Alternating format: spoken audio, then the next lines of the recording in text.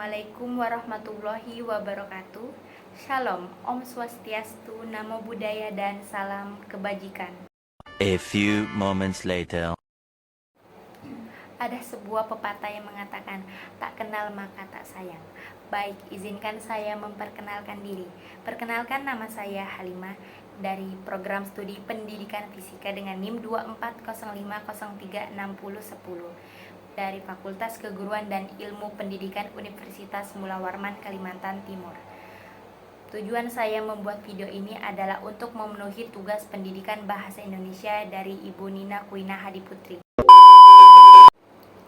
Badan Pengembangan dan Pemidaan Bahasa Kementerian Pendidikan, Kebudayaan, Riset, dan Teknologi dalam laman resminya telah mencantumkan bahwa bahasa Melayu telah berada di kawasan Asia dan khususnya Asia Tenggara.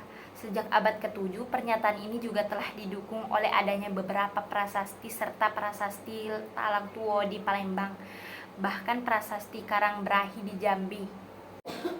Keberadaan prasasti-prasasti ini telah ada sejak tahun 680-an. Selanjutnya, untuk sejarah perkembangan bahasa Indonesia dapat disoroti melalui zaman Sriwijaya yang menggunakan bahasa Melayu untuk menjadi bahasa pembelajaran kebudayaan, dan hingga pada saat penyebaran agama Kristen oleh para pendeta-pendeta dan orang Belanda pada saat masih berada di Indonesia. Bahasa Melayu yang merupakan cikal bakal bahasa Indonesia telah berkembang dengan sangat pesat di Indonesia. Bahkan sebelum bahasa Indonesia pertama kali resmi diumumkan pada Sumpah Pemuda, bahasa Indonesia sejak dulu telah membentuk bangsa dan mempersatukan keberagaman yang ada di Indonesia yang memiliki tingkat kemajemukan yang sangat tinggi. Perkembangan bahasa Indonesia telah melalui sejarah yang cukup teramat panjang. Melalui kelas balik sejarah yang telah dipaparkan di atas, dapat dengan jelas diketahui bahwa bangsa Indonesia telah menjadi begitu kuat hingga saat ini karena telah melalui proses yang unik, berawal dari bahasa Melayu, menggunakan bahasa Melayu, dan menjadi bahasa yang akhirnya diganti dengan istilah bahasa Indonesia. Pada tahun 1928, bahasa Indonesia kemudian masuk ke dalam 3 kategori perkembangan, yaitu 1. Bahasa pemersatu. Bahasa Indonesia pada awalnya diikrarkan oleh para pemuda kembali pada 1928 pada tanggal 28 Oktober dalam Sumpah Pemuda yang berbunyi, kami putra-putri Indonesia mengaku bertumpah darah yang satu, tanah air Indonesia. Kami putra-putri Indonesia mengaku berbangsa yang satu, bangsa Indonesia.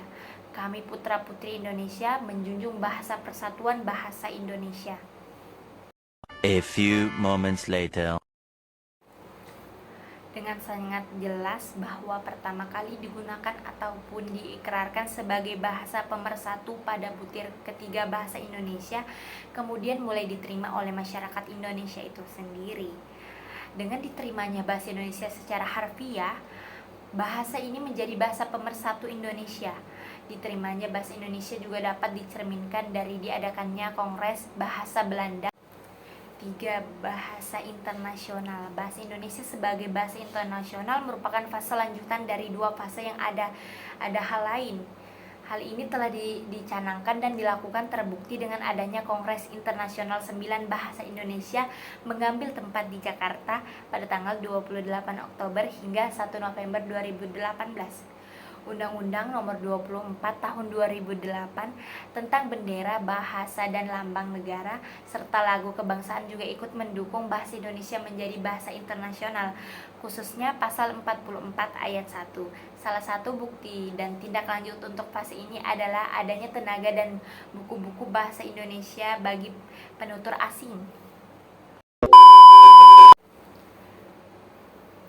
Sekian penjelasan saya mengenai perkembangan bahasa Indonesia. Kurang lebihnya saya memohon maaf sebesar-besarnya. Wassalamualaikum warahmatullahi wabarakatuh.